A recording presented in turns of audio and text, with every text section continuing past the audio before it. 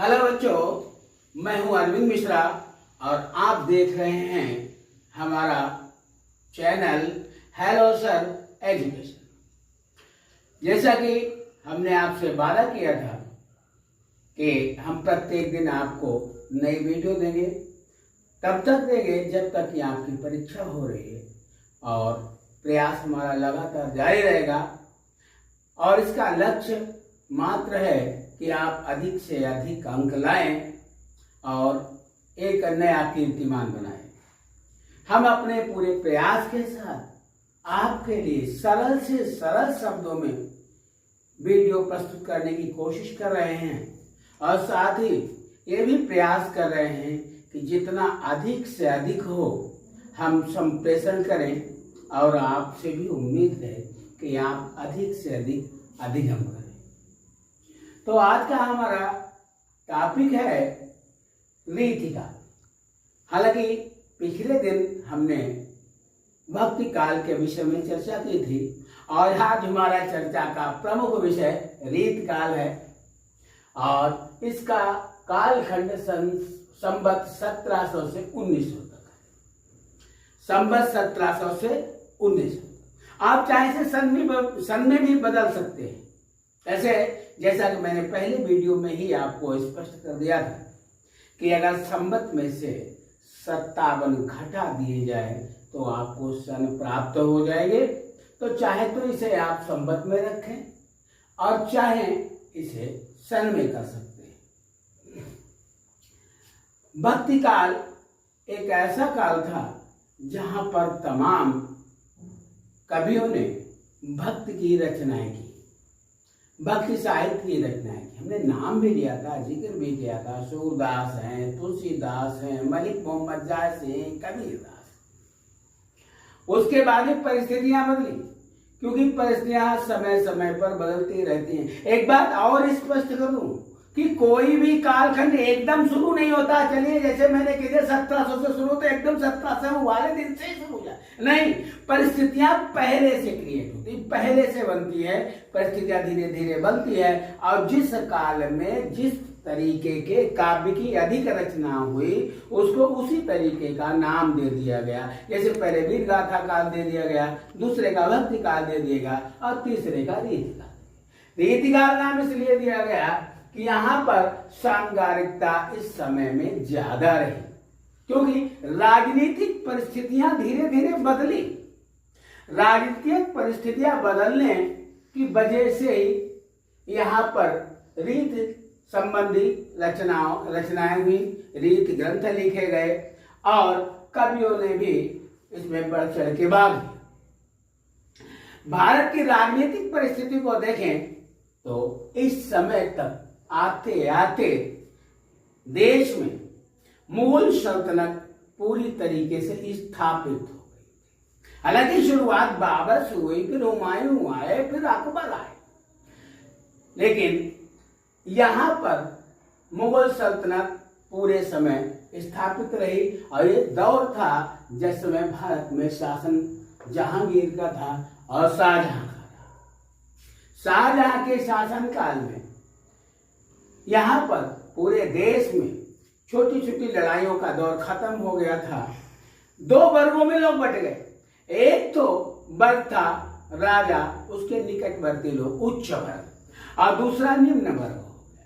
हालांकि उच्च वर्ग की स्थिति बहुत अच्छी थी, लेकिन निम्न वर्ग की स्थिति उतनी ही खराब थी। और इसी समय जो भी लोग रहे, कवि रहे, या ज्यादातर राजाओं के निकटवर्ती थे, राजाओं के आश्रय पर निर्भर करते थे। और राजा भी इस समय के जितने भी थे ऊंचे लोग, उच्च वर्ग के लोग में कहने में कोई संकोच नहीं है। जो इतिहास बताता है, जो साहित्य बताता है, उसके अनुसार ये विलासी प्रवृत्ति के हो गए थे और होना भी चाहिए, क्योंकि जब मारकाड़ी कंडीशन थी तो वीर गाथा काल था, जब ईश्वर याद आए तो भक्ति काल था।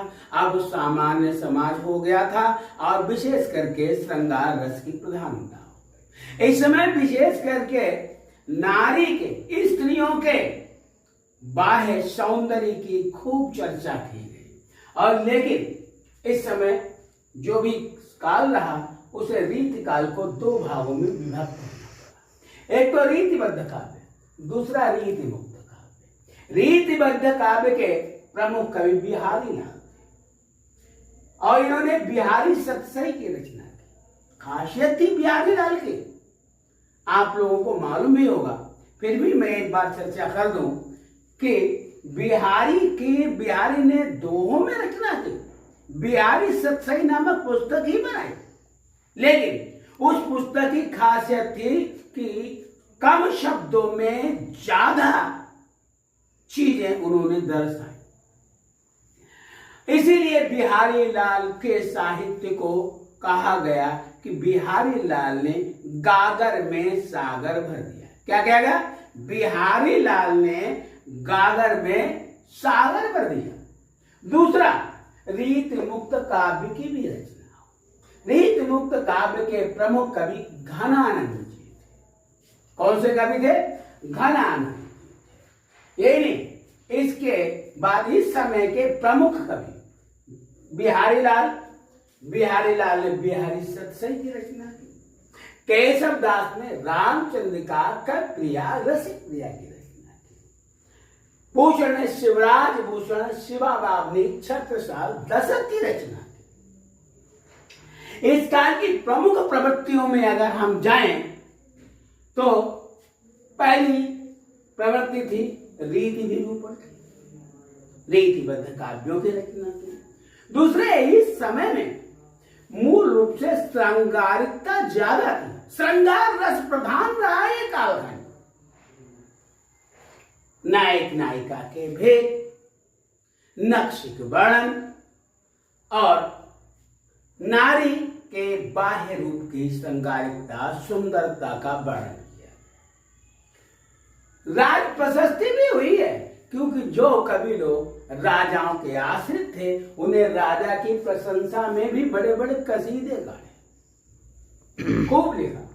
व्यक्ति की प्रवृत्ति भी रही, क्योंकि इस समय के जो भी साहित्य हम देखें उनमें सबसे पहले आपको ईश्वर के भजन, ईश्वर की विनती, ईश्वर की प्रार्थना, मंगलाचरण जैसे कुछ छंद की रचना हुई है। शुरुआत इन्हीं से की, यानी इस समय के लोगों ने जो भी पुस्तकें लिखी हैं सबसे पहले ईश्वर की आराधना की और लास्ट में भी ईश्वर की आराधना से ही समाप्त। तो इस समय ये भक्ति की प्रवृत्ति भी थी और नीतियों का निरूपण भी, नीति की प्रवृत्ति भी थी, नीतियों का निरूपण भी किया इस दौरान। अब परीक्षा की दृष्टि से जो महत्वपूर्ण है उस विषय में हम और चर्चा करेंगे। काल इस समय की प्रमुख प्रवृत्तियां रीति निरूपण, श्रृंगारिकता, राज प्रशस्ति, भक्ति की प्रवृत्ति और नीति की प्रवृत्ति। ये प्रमुख प्रवृत्तियां रीति काल के समय की हैं। और दूसरा है इस समय के महत्वपूर्ण कवि जो अक्सर परीक्षाओं में जिनके विषय में पूछा जाता है, वस्तुनिष्ठ प्रश्नों में पूछा जाता है, तो उसमें बिहारी लाल की सतसई का जिक्र आता है, केशव दास की रामचंद्रिका, कवि प्रिया, रसिक प्रिया की चर्चा होती है, भूषण का शिवराज भूषण शिवा बाबली छत्रसाल दशक की चर्चा। हमने केवल उन्हीं पुस्तकों की चर्चा की है, उन्हीं कवियों की चर्चा की है जो प्रमुखता से पूछे जाते हैं, जो सबसे पहले जिनका नाम आता है। तो हम आप लोगों से गुजारिश करेंगे कि आप लोग इन पुस्तकों को जरूर लिख लें, नोट कर लें और याद कर लें। याद करने वाली पुस्तकें बिहारी लाल की बिहारी सतसई, केशव दास की रामचंद्रिका, कवि प्रिया, रसिक प्रिया, भूषण के शिवराज भूषण शिवा बाबनी छत्रसाल दशक। ये आपके लिए अत्यंत महत्वपूर्ण है। साथ ही इस काल की प्रमुख प्रवृत्तियों के बारे में भी चर्चा होती है। ये भी आपके लिए महत्वपूर्ण साबित हो सकती है, लाभदायक साबित हो सकती हैं। रीति निरूपण, श्रृंगारिकता, राज प्रशस्ति, भक्ति की प्रवृत्ति और नीति की प्रवृत्ति। ये समय भी ध्यान रखें, जहांगीर और शाहजहां मुगलिया सल्तनत के दो शहंशाह इस समय थे। जहांगीर के समय में भी और शाहजहां के समय में इसका व्यापक प्रचार प्रसार। हालांकि इसके बाद में औरंगजेब ने गद्दी संभाली और वहीं से विद्रोह शुरू हो गया। औरंगजेब ने गद्दी संभाली और वहीं से विद्रोह भी प्रारंभ हो गया। और इस तरीके से ये हमारा रीतिकाल का जो भी चैप्टर है इसके विषय में एक बार पुनः रिपीट कर दूं। ये आपको पुस्तकें याद रखनी है। बिहारी लाल की बिहारी सतसई, केशवदास की रामचंद्रिका, कवि प्रिया, रसिक प्रिया और भूषण की शिवराज भूषण, शिवा बाबनी, छत्र साहित्य। और मुख्य प्रवृत्तियां कौन कौन सी हैं? फिर से आप गौर कीजिएगा एक बार को। इस कालखंड की रीतिकाल की रीति निरूपण, श्रृंगारिकता, राज प्रशस्ति, भक्ति की प्रवृत्ति और नीति की प्रवृत्ति। इस समय अगर सामान्य दृष्टिकोण से देखें तो ये गाल श्रृंगारिकता का रहा। और श्रृंगारिकता आप जानते होंगे, नहीं जानते हैं तो इस पर भी 1 मिनट की चर्चा करना चाहेंगे, 1 से 2 मिनट की। श्रृंगार रस आप लोग जानते हैं, रस प्रधान है, संयोग श्रृंगार, वियोग श्रृंगार। श्रृंगार रस के 2 भेद हैं, एक तो संयोग श्रृंगार, दूसरा वियोग श्रृंगार। जहां पर नायक नायिका का मिलन हो उसका वर्णन किया जाए संयोग श्रृंगार कहलाता है। जहां पर नायक नायिका का विछोह किया जाए वो वियोग श्रृंगार होता है। और यहाँ पर विशेष करके श्रृंगार रस के काव्य को महत्व दिया गया। ये था हमारा रीतकाल के संबंध में चर्चा। उम्मीद है कि आपके लिए परीक्षा में लाभप्रद होगी, आपके ज्ञान की बढ़ोतरी करेगी। और इसी तरीके से हम आपके सेवा में रोज हाजिर रहेंगे। उम्मीद है कि हमारे सभी बच्चों को ये पसंद आता होगा।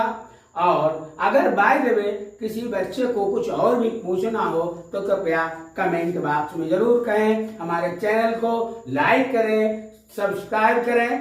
और हेलो सर एजुकेशन, इसी के साथ अगले वीडियो की आप कल प्रतीक्षा करें। कल आपको दूसरा वीडियो प्राप्त होगा। हमें आधुनिक काल आता है। अगले वीडियो में हम आधुनिक काल की चर्चा करेंगे। तब तक के लिए सभी बच्चों के लिए गुड नाइट।